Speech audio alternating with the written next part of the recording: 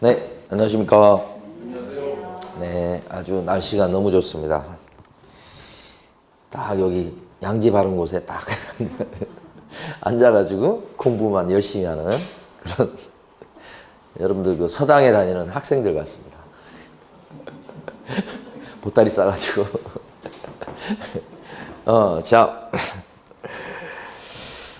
이제 중개 실무를 이번 주하고 다음 주 이제 두 번에 걸쳐서 할 건데, 중개 실무 파트 중에서 첫 시간에 어디를 할 거냐면, 사실은 중개 실무로 이제 분류가 되는데, 저희 교재는 어디에 있습니까? 211페이지입니다. 211페이지 보시면 확인 설명서 쓰는 거예요. 그러니까 나중에 여러분들 자격증 따시면 계약서 써주고 나서 확인 설명서를 같이 써주거든요. 그때 확인 설명서 쓰는 거 뭘 써주고 그 다음에 어떻게 쓰느냐. 요게 이제 시험 문제에서 한 문제 아니면 두 문제가 출제되는 부분입니다. 자, 그러면 일단은 확인 설명서 양식이 네 가지입니다. 거기 보면 첫 번째가 뭐냐면 주거용 건물을 갖다가 소개시켰을 때 써주는 거예요. 확인 설명서 1번 양식입니다. 얘는 주거용 건축물 소개시켰을 때입니다. 그러니까 흔히 얘기하는 아파트, 빌라 이런 거요. 확인 설명서 2번 양식이 또 있어요. 얘는 비주거용 건축물이라고 합니다. 그러니까 비주거용 건축물은 흔히 얘기하는 상가 이런 겁니다. 그러니까 상가를 소개시켰을 때 써주는 서식이 요거. 그래서 기재 항목들이 다 틀립니다. 근데 확인 설명서 3번 양식이 있습니다. 토지를 중개했을 때 써주는 서식입니다. 농지라든지 임야라든지 이런 거. 자, 확인 설명서 4번 양식이 있습니다. 마지막으로.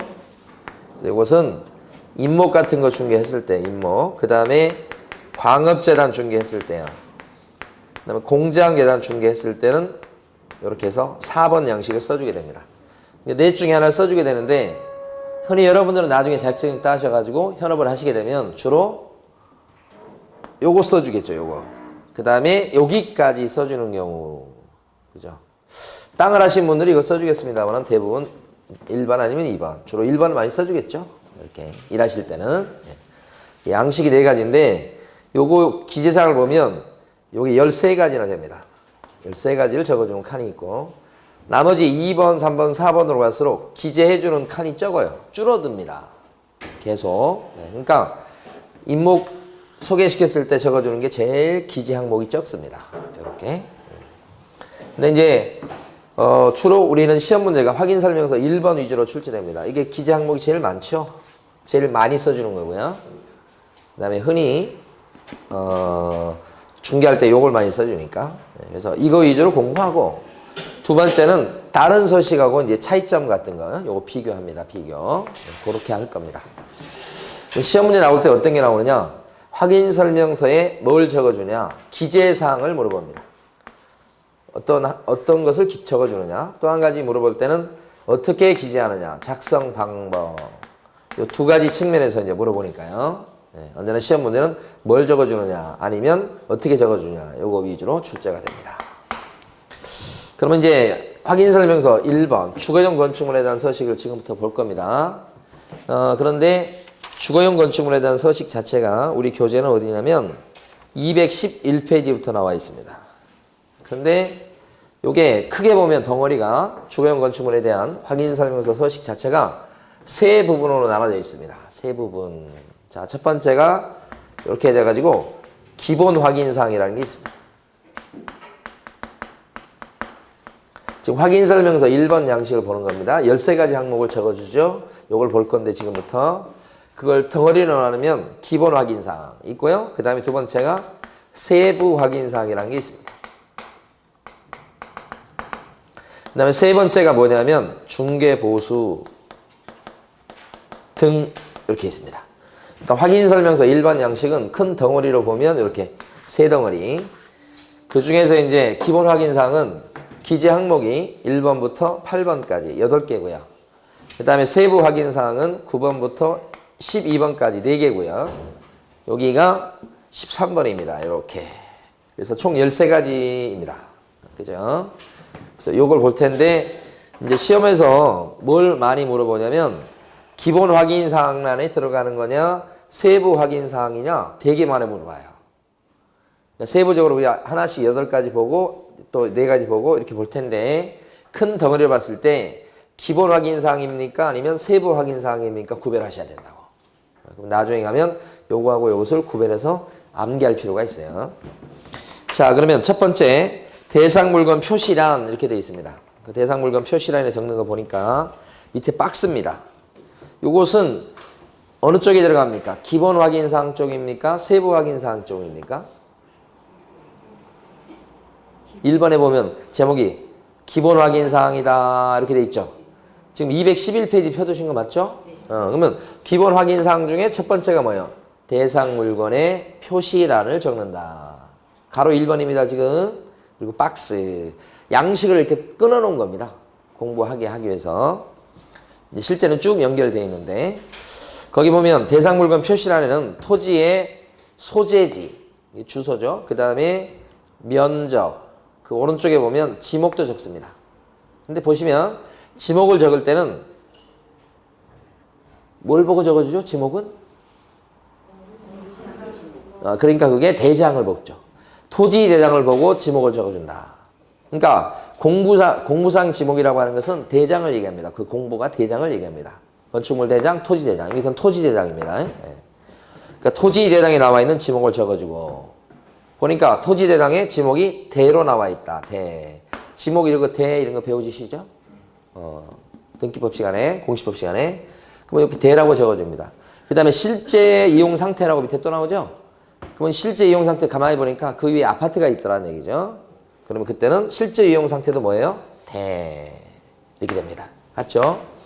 어떤 게 있냐면 간혹 서울 외곽 쪽으로 가면 대장상의 지목을 보면 천 이렇게 돼 있어요. 근데 위에는 아파트가 세워져 있어요. 그럼 실제 이용 상태는 대 이렇게 되는 겁니다. 이게 지금 전을 갖다가 이렇게 그 지목상 전이었는데 거기다 아파트를 지은 겁니다. 그럼 나중에 아파트를 다 지어지면 그 땅의 지목은 대로 바뀌어야 됩니다. 근데 지목 변경을 했다는 거예요? 안 했다는 거예요? 안 하고 있는 상태다 이 말이죠. 세금 같은 것 때문에 그렇게 안 하고 그런 경우가 있어요. 그러면 실제 지목은 대인데 대장을 보면 전으로 나온다. 이렇게 적어주는 겁니다. 네. 그 다음에 밑에 보시면 건축물에 대해서는 전용 면적 적고요.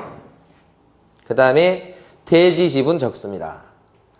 우리 지난주에 공부할 때 단독주택이다 그랬을 때는 전용 면적이 없네요. 단독주택은 무슨 면적을 적어주겠어요? 연면적. 근데 아파트라든지 빌라 이런 것은 무슨 면적을 적죠? 전용 면적. 네. 그리고 대지 지분이 있겠죠. 대지 지분. 그걸 적어줍니다. 이건 집합건물 얘기입니다, 지금. 그 다음에 준공연도 언제 지어졌는지. 준공연도가 1999년 5월 7일이다. 그러면 준공연도. 연도라고 돼 있으니까 이건 안 적어도 괜찮습니다. 99년 이렇게 적으셔도 되고. 이것까지 적어졌다고 잘못된 거냐? 아니죠. 될 수 있으면 대장에 나와 있는 요 준공연도. 그러니까 날짜까지 적어주면 더 좋고. 최소한 연도는 적어줘야 된다. 그 다음에요. 용도 있죠. 건축물의 용도가 예를 들어서 대표적으로 나오는 게 공동주택이라는 게 있습니다. 이 건축물의 용도에 대해서는 여러분 공법 시간에 건축법 시간에 28개인가 무슨 용도 같은 거 안 배우십니까? 24가지인가? 8가지인가? 건축물 용도 있죠? 뭐 공동주택도 있고 판매시설도 있고 뭐 그런 거 있잖아요. 이종 근생도 있고 뭐 그런 거 있잖아요. 그 용도 얘기합니다. 이 건축물의 용도는 뭘 보고 적어줄까요? 건축물 대장. 건축물 대장을 띄워보면 용도가 나옵니다. 이렇게 공동주택, 판매시설, 이종 근린생활시설 거기 나온 거 대장상에 나와 있는 용도를 적어준다. 그런데 밑에 보시면 대장상, 건축물 대장상의 용도 말고 실제 용도도 적어주는 게 있죠. 자, 어떤 경우가 있냐면 건축물 대장을 띄워보니까 건축물 대장은 어떻게 되어 있냐면 제2종 근린생활시설로 되어 있어요. 2종 근린생활시설 이렇게 하면 우리 흔히 얘기하는 상가, 점포, 사무실로 생각하시면 돼요. 그런데 실제 어떻게 쓰고 있느냐? 실제는 공동주택으로 쓸 수 있어요. 이런 거 꽤 많아요. 그러니까 여기에 근린생활시설로 용도가 되어 있는데 실제는 뭐예요? 공동주택으로 써요. 구체적으로 빌라가 많아요. 아파트보다는. 그러니까 아파트 지어졌는데, 아니 아파트가 아니라 빌라. 빌라 딱 보면 빌라 모양 아시죠? 빌라는 6층이라는 게 있어요, 없어요? 빌라가 다른 얘기로 하면 다세대 주택이라고 해요. 이 다세대 주택, 5층부터는 아파트가 돼요. 그러니까 6층이라는 빌라는 없어요. 근데 가만히 보다 보면 여러분 지나가시다가 6층 빌라인데 6층짜리 빌라가 있어. 그럼 뭐예요, 그게? 아파트가 돼야 되는데 그 아파트 아니거든요. 보통 현실적으로는 요거예요. 요건데 실제는 뭘로 쓰고 있어요? 빌라로. 다세대 주택으로 쓴다. 되게 많이 보입니다. 그러니까 빌라처럼 보이면 피로티 구조로 해도 그게 그러니까 피로티 구조의 그 1층은 층으로 안 치잖아요. 그럼 피로티 구조로 치면 5층까지 돼야 돼요. 이것까지 치면. 그러니까 4층만 되는 거예요. 딴소리 했는데. 그러니까 여기는 용도를 적을 때는 뭘 적는다고 해요?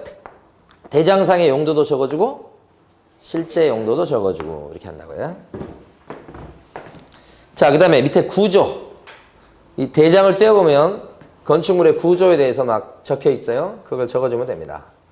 대표적인 게 철근, 콘크리트죠. 이런 거 있잖아요. 그 다음에 오른쪽에 보면 방향도 적어줍니다. 방향. 건축물의 방향. 방향은 별표를 해두셔야 돼. 방향. 대상 물건 표시란에다가 뭘 적냐를 물어봐요. 방향 별표. 그 위에 용도도 별표해 두세요. 용도도 별표. 바로 위에 있던 거.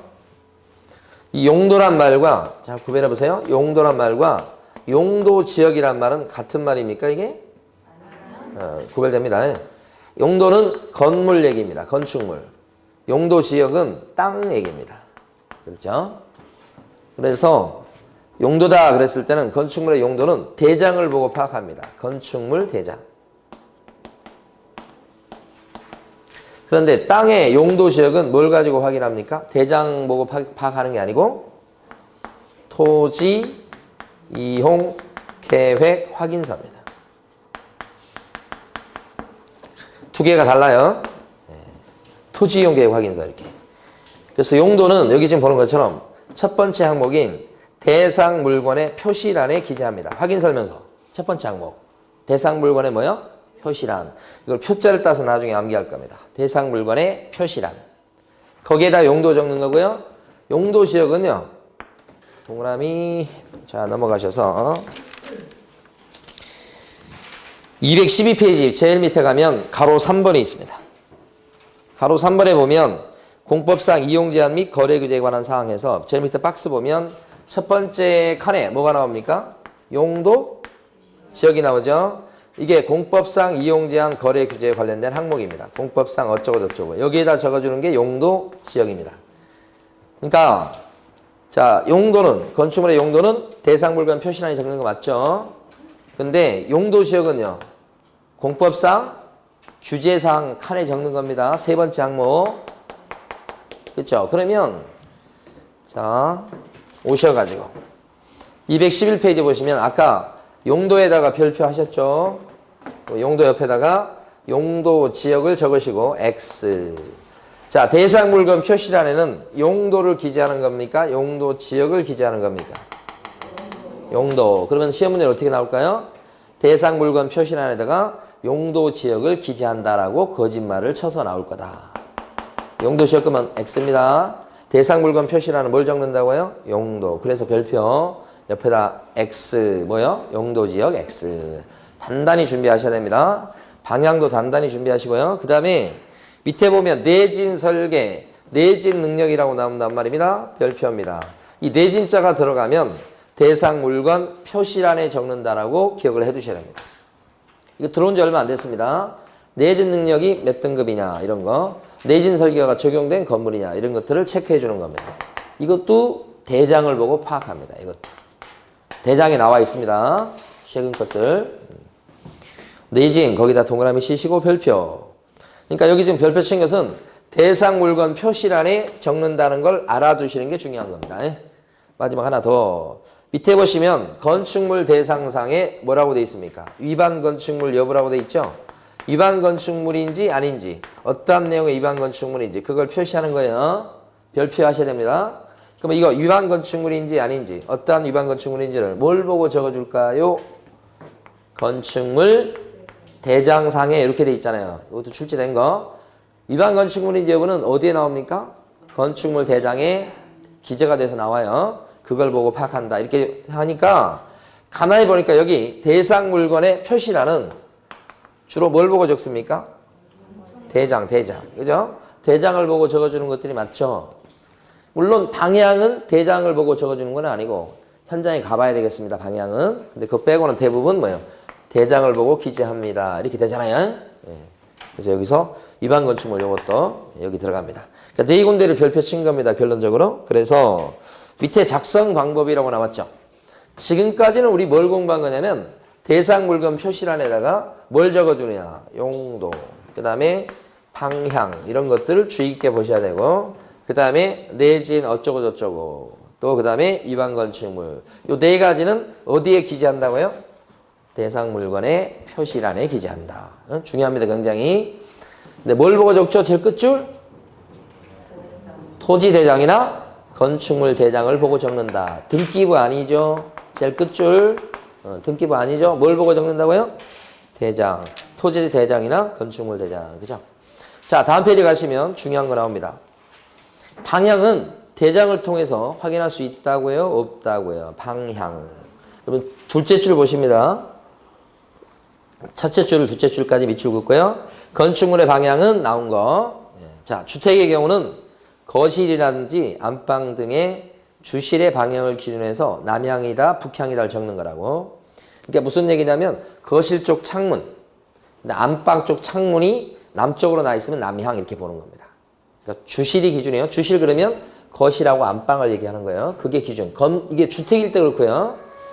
둘째 줄에 보면 그 밖의 건축물이라고 나와 있습니다. 그 밖의 건축물은 상가나 공장 같은 거 얘기합니다. 그때는 주된 출입구가 어느 쪽으로 나 있냐 가지고 남향이다, 동남향이다, 서향이다 이렇게 하는 겁니다.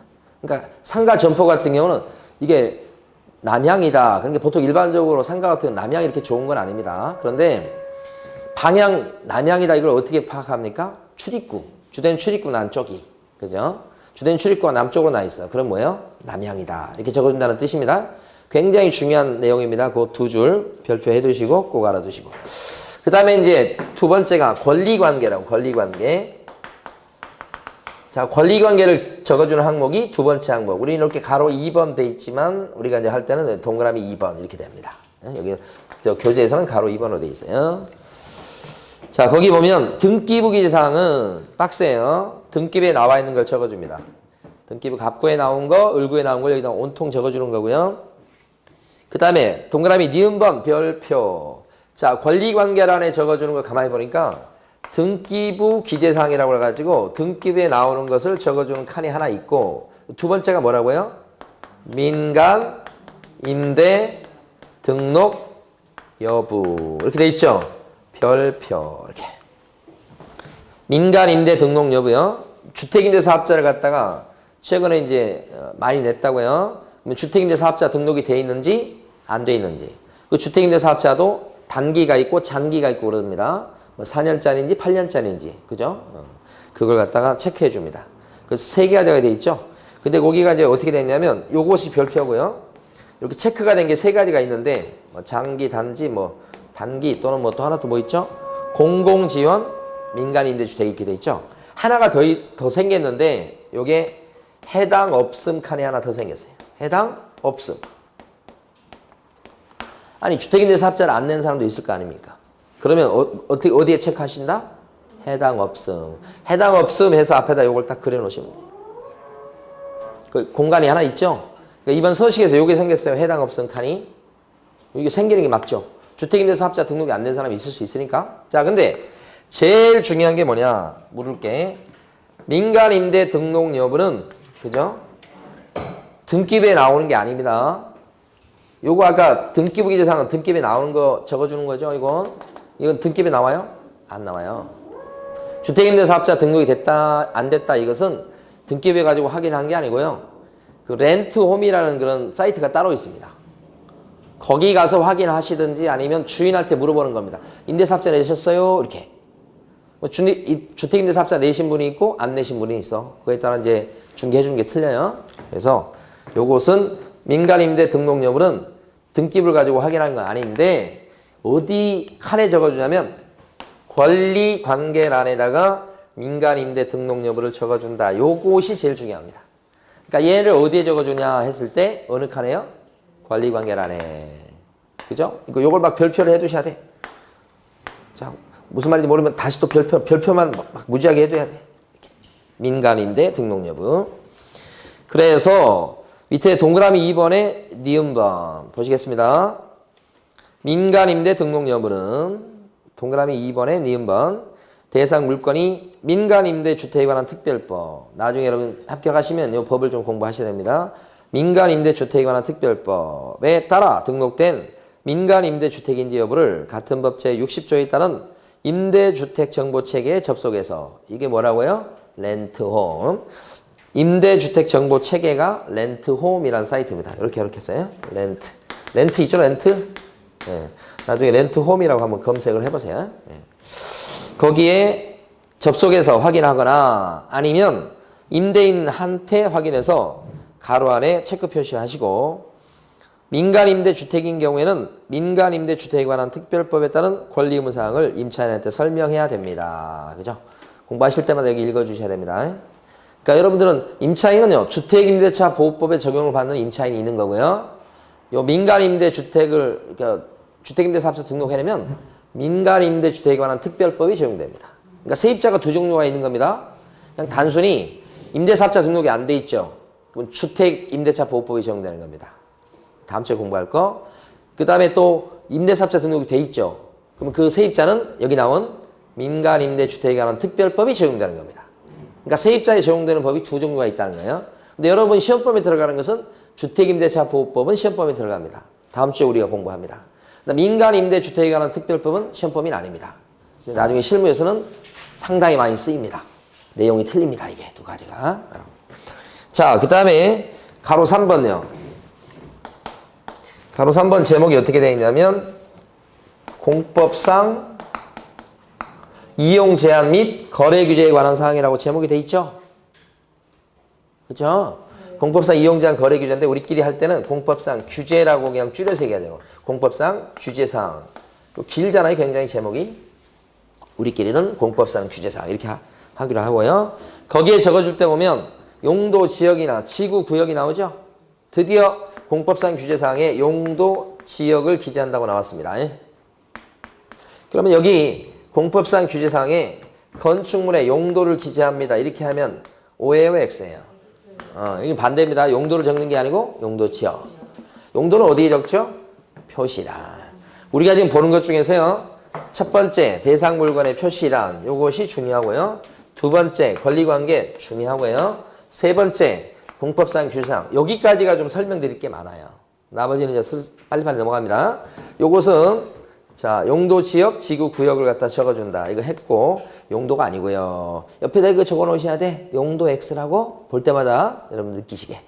그 다음에 그러면 이런 용도 지역이나 지구 구역은 어떻게 조사할 것 같습니까? 뭘 보고? 아까 이쪽은요. 요거 첫 번째 요것은 대장을 주로 보고 적어주죠. 여기는. 응? 대장이죠. 보고 적는 방법이. 여기는 뭘 보고 적어요?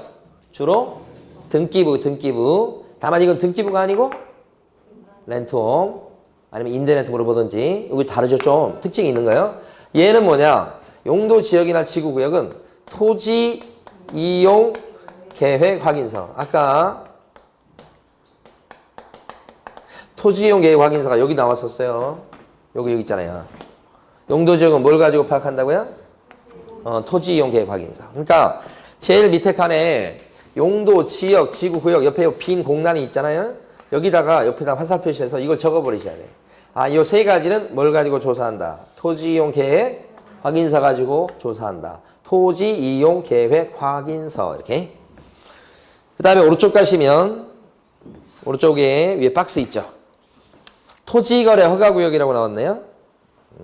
오른쪽 페이지 제일 위에 자, 아니요. 넘어가시면 안 돼. 자, 212페이지 제일 밑에 가시면 요 옆에 하나 더 있어요, 여러분. 중요한 거 빼먹고 할 뻔했어. 이거 용도 지역이나 지구 구역 옆에 보시면 여기 보면 건폐율의 상한, 용적률의 상한 그런 표현 나옵니까? 네, 건폐율과 용적률의 상한 퍼센테이지 이렇게 나오죠. 요 칸이 있잖아요. 그러면 건폐율과 용적률이 몇 프로까지 나오냐 이런 뜻이에요. 요 빈 공란에다가 적어 놓습니다. 아주 제일 중요합니다. 여기서는. 자, 이건 뭘 가지고 조사하느냐. 토지 이용 계획 확인서를 띄워도 건폐율과 용적률의 상한 퍼센테이지는 알 수가 없어요. 안 나와요. 요것은 시군 조례를 갖다가 확인해 봐야 되겠다. 그죠? 시군 조례. 이렇게. 시군 조례. 요걸 꼭 써두시고요. 별표입니다. 그 다음에 오른쪽 페이지 가시면 토지거래 허가구역이 나옵니다. 있죠? 자, 토지거래 허가구역이다 아니다 체크해 줘야 된다. 우리 지난주에 토지거래 허가제도 공부했나요? 안 했습니까? 토지 저도 기억이 가물가물해서 그런 거예요. 안 하고 넘어갈 수도 있으니까 잘못하면. 토지거래 허가제도에 지난주 공부했잖아요. 허가구역에 들어가는지 안 들어가는지 들어가면 여기다 체크해 준다는 뜻이죠. 앞에다가 이렇게 돼 있으면 여기다 체크 이렇게 하는 거예요. 그럼 토지거래 허가구역에 해당하는지 안 하는지 뭘 가지고 조사할까요? 그렇죠. 이거죠. 적어 놓으셨나요? 네. 대답이 바로 나온 거 보니까 적어 놓으신 것 같아. 예, 잘 적어 놓으셨어요. 그 다음에 밑에 보면 토지 투기죠. 주택 투기죠. 투기과열지구 이렇게 돼 있잖아요. 예. 특히 투기지역이다. 투기과열지구다. 이게 이제 저 뭡니까? 규제 지역이죠. 예? 자, 그런 것들을 어떻게 확인할까? 여기도 어려워요. 투기지역이라든지 아니면 투기과열지구 이런 것들 밑에 3개나 있죠. 이런 것들은 어떻게 조사하죠? 토지 이용 계획 확인서를 띄면 이런 것들이 안 나와요. 그게 특징이요. 그 토지거래 허가제도하고 달라요. 여기 요 3가지는 부동산 종합정보망. 이 부동산 종합정보망 이렇게 하면 온나라라는 사이트라든지 뭐 루리스 같은 사이트가 있습니다. 국토부에서 만들어 놓은 사이트가 있어요. 포털 사이트가 있어요. 아니면 시리얼 이런 사이트가 있는데 그런 부동산 종합 정보망 인터넷 사이트라고 생각하시면 돼요. 거기서 체크할 수 있다, 확인할 수 있다. 이렇게. 그리고 이제 이건 그냥 포털 사이트에서 그냥 검색을 투기 과열지구, 투기 지역 이렇게 다 하면 보통 이제 뉴스 이런 걸로 막 뜹니다. 그러니까 뭐 알 수는 있는데 최근에 계속 이런 지역이 확대되고 있는 거죠, 지금? 그죠? 그래서 이렇게 적어 놓으셔야 돼. 부동산 종합 정보망 이렇게 적어 놓으시고 그다음에 그 왼쪽에 보면 도시군 계획시설 나옵니다. 도시군 계획시설. 그건 이제 도로라든지 뭐 이런 것들이 있잖아요. 공원 이런 것들 그런 계획이 잡혔는지 얘기합니다. 그 밑에 보면 지구 단위 계획구역이라고 되어 있습니다. 지구 단위 계획 요거 배우시죠 공법 시간에. 그러니까 지구 단위 계획구역을 딱 지정하게 되면 개발할 때 이제 그 특성에 맞게 이제 건폐율과 용적률을 갖다가 이렇게 가감을 해가지고 그 특성에 맞게 개발하겠다는 뜻이니까 이런 구역도 있죠. 그 다음에 도시군 관리계획이다 이렇게 나와요. 특징이 뭐냐면 전부 다 계획자가 들어갑니다. 다시 한번 확인해 보세요. 위에 도시군 뭐요? 계획시설. 두 번째요. 지구단위 계획구역이죠. 세 번째요. 도시군 관리계획이죠. 계획자가 다 들어가죠. 자, 이 계획자가 들어가는 요런 세 군데 내용은 어떻게 조사하느냐. 개업공인중개사가 직접 확인해서 적어줍니다. 개공이 직접 확인해서 뭐 한다고요? 기재. 확인해서 적어주는 겁니다. 요거 꼭 적어주셔야 돼요. 옆에 공란에다가. 개공이 뭐예요? 부동산 사장님 얘기하는 거예요. 개공이 직접 확인해갖고. 확인한다는 게 이제 가서 물어봅니다. 구청 가서 물어보고 시청 가서 물어봅니다. 그럼 대답을 해줍니다. 앞으로 여기 길날 계획이 있다 이런 거예요. 여기 지구단위 계획이 잡혀있다. 어? 그래서 요 건물은 이런 용도로 이제 쓰는 걸로 계획이 돼 있다. 그죠? 자기 마음대로 쓸 수 있는 게 아니고. 그래서 그런 계획을 개업공인중개사가 구청이나 시청에 가서 확인해서 적어준다. 이 뜻이에요. 됐습니다. 자, 그런데 그 밑에 보시면 동그라미 2번에 작성 방법 나와 있는 거 있죠? 그것을 한 7줄을 다 밑줄 그으셔야 돼. 그리고 읽어보셔야 된다고. 그 7줄이 이제 벌써 저는 칠판에 쓴 거예요, 이게. 이게 다 거기 나와 있는 내용들이에요. 꼭 읽어보시되 한 군데를 별표하고 가겠습니다. 6째 줄에 보시면 뭐가 나오냐면 적는다 이렇게 해놓고 뒤에 뭐가 나옵니까? 임대차의 경우에는 생략할 수 있음 되었죠. 별표하십니다, 이거. 이 공법상 규제 항목 세 번째 항목은 매매를 알선하는 경우가 아니고 만약에 임대차를 소개하는 경우라면 여기 나와 있는 공법상 규제 항목들 이 많은 것들은 적어줄 수도 있고 안 적어줄 수도 있다는 뜻이고 굉장히 중요한데 한 번도 시험에 나온 적이 없어요. 그래서 별표하십니다. 임대차라면 공법상 규제상에 대해서 하나도 안 적어줬습니다. 법 위반입니까? 아닙니까? 아닙니다. 그죠? 다 적어줬습니다. 괜찮고 안 적어줘도 괜찮고 그 뜻이에요 이게. 자 중요한 거 했고요. 자 여기까지가 중요합니다. 세 번째까지가. 우리가 이게 항목이 확인설명서 1번 주거용 건축물에 대한 확인설명서는 이 항목이 몇 가지까지 있다고 그랬습니까? 총 해서 몇 가지? 13가지. 13가지인데 이제 몇 번째 했어요? 세 번째까지 했지. 앞으로 10개나 남은 거야. 언제 이걸 다 해요? 근데 나머지 것들은 간단합니다, 이제. 자, 보시면, 가로 4번에 입지 조건을 적는다, 이렇게 되어 있습니다. 그래서 입지니까 도로가 몇 메타 도로에 접해 있냐, 그 집이, 이런 거 얘기합니다. 그죠? 도로가, 집이 그 도로에 접해 있다, 접해 있지 않다, 몇 메타 도로에 접해 있다, 그 다음에 도로에 두 군데 접해 있다, 이런 거요. 그거 표시하는 겁니다. 그 다음에 대중교통, 뭔지 아시겠죠? 요게 지하철역으로부터 뭐 3분 거리다, 뭐 이렇게 하는 거. 대중교통입니다. 그 다음에 주차장 별표하셔야 돼. 주차장이 전용 주차시설이 되어 있다. 이런 거. 그죠? 전용 주차시설. 여러분 아파트에 사시죠? 그러면 전용 주차시설입니까? 공동 주차시설입니까? 아파트에 사시는 분들은 공동에 체크를 딱 해주셔야 돼요. 단독주택에 사시는 분은 전용 주차시설이겠지. 그래서 그렇게 체크하시면 되고. 근데 이게 주차장에 이게 입지 조건이라고 하는 게 참 특징이 있습니다. 입지예요, 입지. 입지 조건에 해당하는 게 뭐냐 물어봐요. 그러면 주차장이 들어간다는 거. 주차장 별표하시고 주인공입니다. 주차장이. 그 다음에 이제 교육시설. 주변에 초중고가 있느냐, 얼마 떨어져 있냐 이런 거 얘기하고. 자, 다음 페이지. 그 다음에 판매 및 의료시설. 그죠? 주변에 할인점, 백화점 이런 게 있느냐 이런 거. 그 다음에 뭐 종합병원이 있느냐 이거죠. 여기까지도 어디에 들어갑니까? 판매시설이나 의료시설 전부 다 어디에 들어가요? 입지조건. 이게 몇 번째라고요? 네 번째. 입지조건입니다. 자, 다섯 번째가 관리에 관한 사항입니다. 관리에 관한 사항. 그래서 관리실이 있냐 없냐, 관리 주체가 누구냐 이거 적어주는 겁니다. 별거 없죠? 동그라미 5번, 가로 5번. 네, 별거 없어요. 가로 6번 뭘 적어주죠? 입에 여섯 번째는 비선호시설. 비선호시설이 뭐예요? 혐오시설 얘기하는 거예요. 혐오시설. 주변에 혐오시설이 있는가. 그죠? 있다면 뭐가 있는가. 그걸 적어주는 겁니다. 그래서 거기 보면 반경 1km 이내에 1km 이내에 있는 혐오시설이 있다 없다. 있다면 뭐다. 그죠? 그걸 적어준다 이 말이죠. 그 말씀하신 그 축사 같은 게 대표적인 게 될 수가 있어요. 공동묘지가 주변에 있다. 비선호시설이죠. 이런 식으로. 그 다음에 7번 예정금액 등 이렇게 되어 있습니다. 여기요. 예정금액은 뭘 적어주는 거냐. 만약에 어떤 사람이 아파트를 갖다가 지금 7번이 예정금액이죠. 우리 예자를 따서 암기할 겁니다. 나중에 결국 가서는. 예자로 딴 건 뭐예요? 예정금액. 어떤 사람이 아파트를 내놓을 때 자 10억에 팔아주세요라고 의뢰가 들어왔어요. 그러면 10억이 의뢰금액이에요. 예정가가 의뢰금액이에요.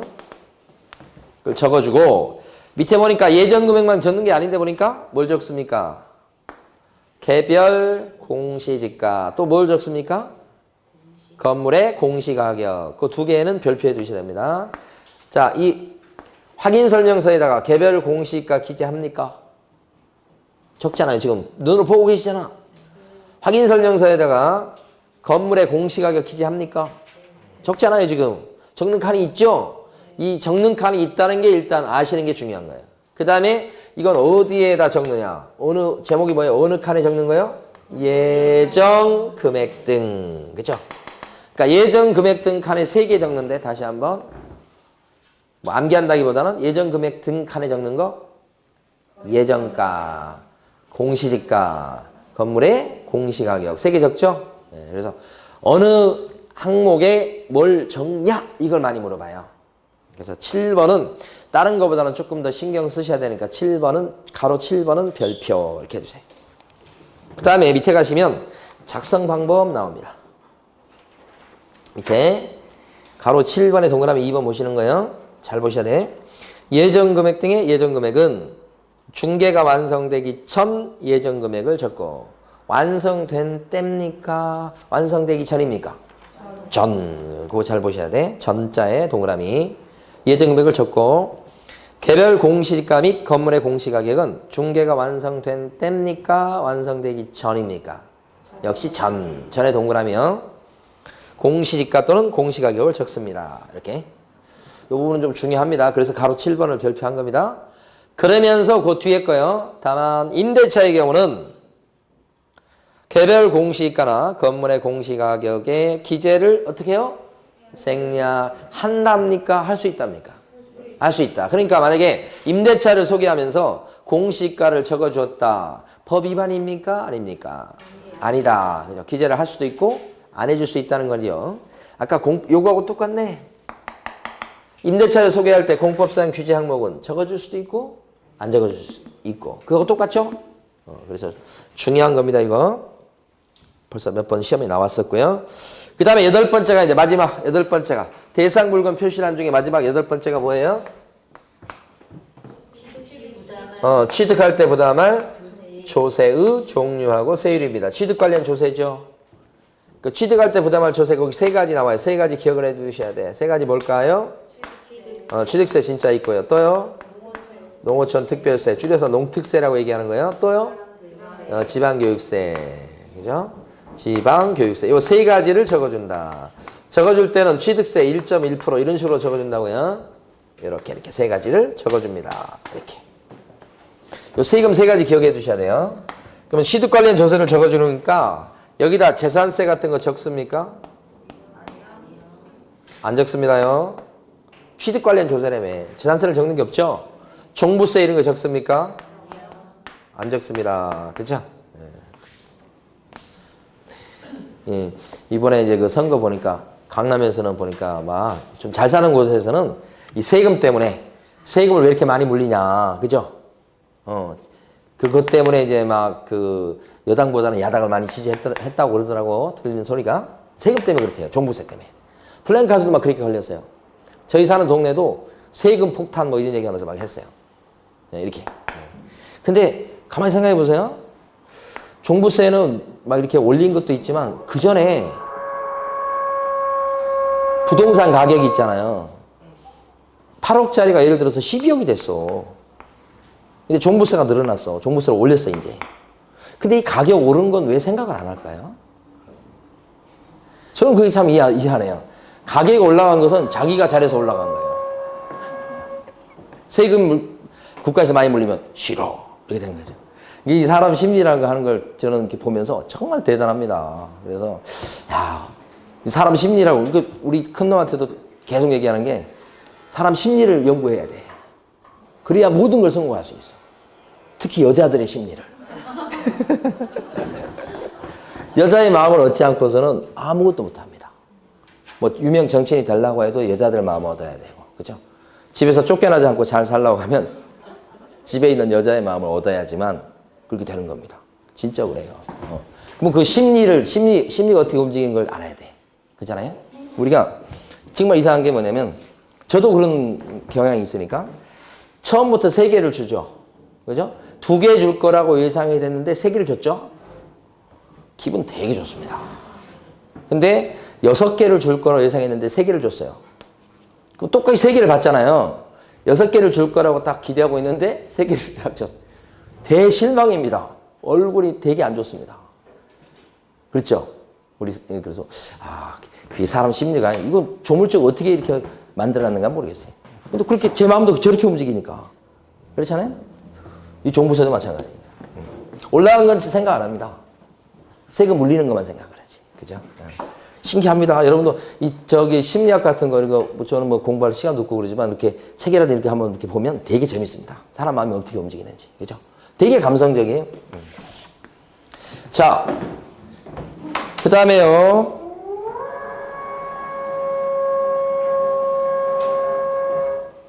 자, 거기까지 했고, 그 다음에, 여기까지 했죠. 오른쪽에 가십니다. 오른쪽 페이지 제일 위에. 작성 방법이라고 두 줄 있죠? 밑줄 긋습니다. 취득 시 부담할 조세의 종류 및 세율은 중개가 완성되기 전 지방세법의 내용을 확인하여 적습니다. 완성된 때입니까? 완성되기 전입니까? 전! 이거. 완성된 때 그러면 틀려버린다니까. 이게 시험이 이게 어려운 거예요. 응?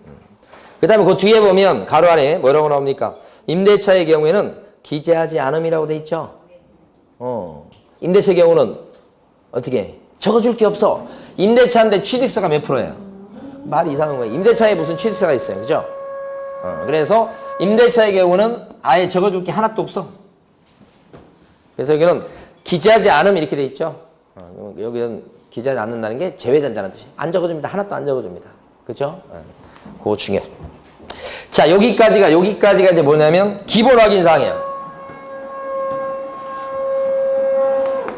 기본 확인사항 이제 겨우 끝났고요.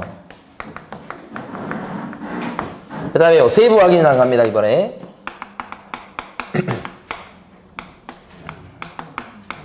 이 세부 확인사항에 들어갈 게 네 가지입니다, 네 가지. 자, 네 가지를 봅니다. 먼저, 가로 1번에 보면, 2번에 가로 1번이라고 돼 있죠? 거기서부터 네 개가 나옵니다. 실제 권리관계 또는 공시되지 않은 물건의 권리에 관한 사항입니다. 상당히 의미가 있습니다. 지금 215페이지 2번에 가로 1번에요. 요것은 뭐냐? 등기부에 안 나오는 권리관계를 적는 거예요. 그것을 줄여서 실제 권리관계라고 해요. 등기부에 나오는 권리관계는 어디 적죠? 여기요. 등기부에 나오는 권리관계는 어디 적어요? 등기부 기재사항. 권리관계 중에 여기요. 등기부에 안 나오는 권리관계 뭐가 있어요? 등기부에 안 나오는 권리관계. 유치권 이런 거 있잖아요. 또 법정유상권 이런 것도 등기부에 안 나오죠? 법정유상권 배우셨을 거 아니에요? 분묘기지권 배우셨죠? 등기부에 나와요, 안 나와요? 이런 거. 이게 바로 등기부에 안 나오는 권리관계야. 가장 대표적으로 등기부에 안 나오는 권리관계가 임차권입니다, 임차권. 세를 들어 사는 사람 있잖아요. 그런 사람들은 전세권 등기나 임차권 등기 할 수도 있지만 주인들이 안 해줘요. 그러니까 등기부에는 안 나타납니다. 그래서 그런 세입자를 보호하기 위해서 주택임대차 보호법을 만들었죠. 그 주택임대차 보호법에 따라서 이 사람들 보고 그렇다면 주민등록 전입신고를 해놔라. 그러면 보호해줄게. 이렇게 된 거라고요. 등기부에 안 나타나더라도. 그러니까 실제 권리관계란에 적는 것 중에서 여러분들이 나중에 가장 많이 만날 게 바로 뭐냐면 임차권입니다. 임차권. 등기부에 안 나와. 근데 버글버글해 세상에. 이 세입자가.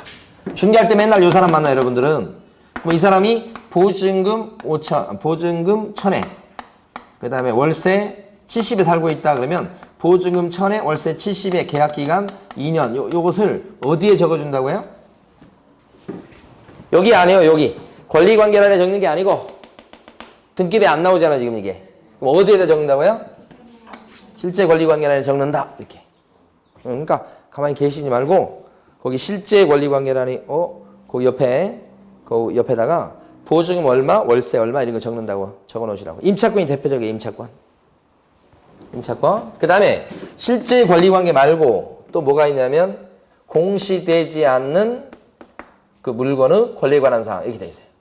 공시되지 않는 물건의 권리에 관한 사항. 공시되지 않는 이게 또 있어요. 두 개예요. 내용이. 제목은 하나처럼 보이지만 내용은 두 개입니다. 이게 뭐냐? 비싼 물건이에요. 공시되지 않은 물건의 권리에 관한 사항. 이거 뭐냐? 이게 비싼 물건이에요. 비싼 물건. 그래서 마당에 있는 정원수, 그 다음에 집안에 있는 비싼 조명시설이죠. 등등 이런 거. 이런 것들을 갖다가 체크해준다. 그러니까 지금 여기 가로 1번이지만 우리 순서로 보면 8번째입니다. 이 가로 1번이지만 8번째 이것은 두 개입니다. 하나는 등기부에 안 나오는 권리관계. 또 하나는 등기가 안 돼 있는 비싼 물건들. 그죠? 그죠? 요거 뭐 정원수, 정원삽도 있고 막 이렇게. 조형 미술품도 있고. 아, 맞다. 9번째구나. 그쵸. 여기 8번 해놓고 또 8번 해놔는 9번부터죠? 여기가. 자, 그래서 밑에 동그라미 2번 작성 방법 보시면 작성 방법의 첫 줄부터요.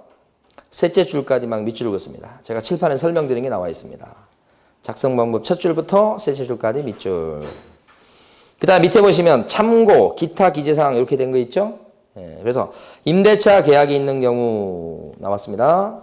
박스 안에, 회색 바탕 박스 안에 임대보증금 얼마, 월단위, 차임액 얼마, 계약기간 언제까지, 장기수선 충당금의 처리 등을 확인하여 적고, 자, 그보다 더 중요한 게 바로 근저당.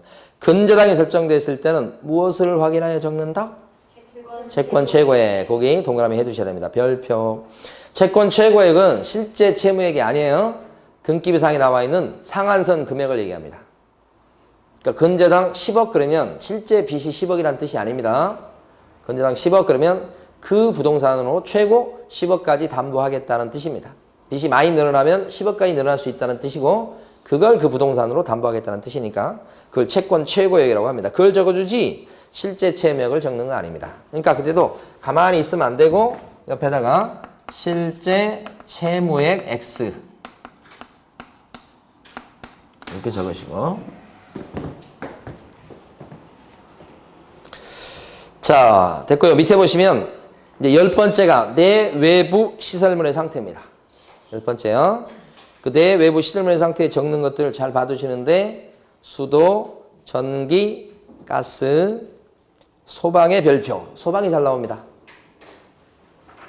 소방은 꼭 두 가지 알아두셔야 됩니다. 옆에 보면 단독 경보용 감지기. 불 났을 때 울려주는 거예요. 단독 경보용 감지기가 설치되어 있냐 없냐, 몇 개가 설치되어 있냐를 체크해 주는 거고요. 그 다음에 오른쪽에 가시면 조그만 글씨로 나와 있는 것 중에서, 자, 첫째 줄 아파트를 제외했다. 이거 알아두셔야 돼요. 아파트 뺀 나머지 주택일 때 단독 경보용 감지기 설치 여부를 기재합니다. 아파트 제외라고 되어 있습니다. 포함 아니고 별표입니다. 별표. 아파트 포함 그러면 큰일 나요. 아파트 빼고 나머지 주택에 대해서 단독 경보용 감지기 설치 여부를 기재하는 거고요. 또 한 가지는 여기 단독 경보용 감지기는 요 주거용 건물에 대한 확인 설명서만 여기만 적어줍니다. 자, 다시 한번 단독 경보용 감지기라고 나와 있잖아요. 지금 10번 단독 경보형 감지기라고 돼 있잖아요. 네, 여기다가 요것은 별표화해서 어떤 확인 설명서만 적냐면 주거용 건축물에 대한 확인 설명서, 즉 확인 설명서, 주거용 건축물에 대한 확인 설명서 1번 서식이에요. 여기에만 적습니다.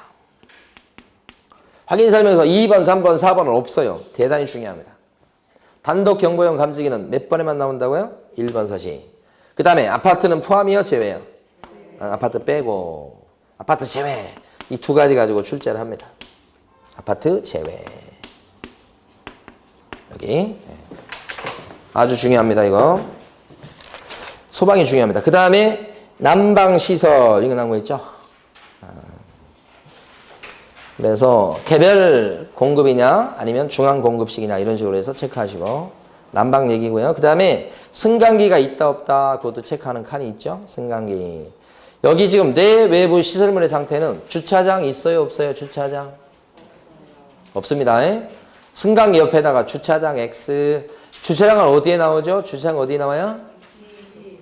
입지에 나옵니다. 입지 조건. 내 외부 시설이 아닙니다. 그거 중요합니다. 그 다음에요, 배수가 또 있죠. 배수. 물 빠지는 거. 이것도 시설이 들어가고, 그 밖에 시설물 이렇게 되어 있습니다. 근데 여기 동그라미 2번 작성 방법 보세요. 자, 보시면 이렇습니다. 여기 저 환경 조건까지 보고 오실 겁니다. 금방 끝납니다. 작성 방법 보시면 내 외부 시설물의 상태, 그죠? 내 외부 시설물의 상태는 중개 대상물에 대해서 개업 공인중개사가 매도 또는 임대 의뢰인에게 자료를 뭐 했다고 나옵니까?